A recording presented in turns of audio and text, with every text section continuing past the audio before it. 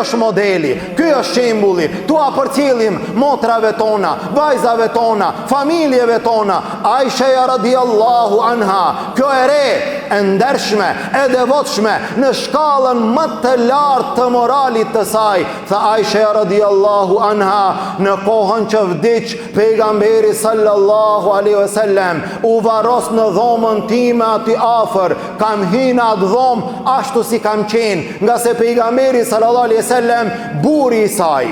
Pas një kohë u varos Ebu Bekri, tha kam hina atë dhomë, nga se Ebu Bekri baba i saj. Mirë po pas një kohë u varos Omeri radiallahu anhu. Omeri njeri huaj, Omeri njeri largët. Tha Aisha radiallahu anha, prej ati momenti që është varos Omeri, ma nuk kam hi ashtu si kam qenë, jam buluar, jam reguluar, kam hi në dhomë. Për çfarë arsye? Nga se në atë dhomë është Omeri i vdekur.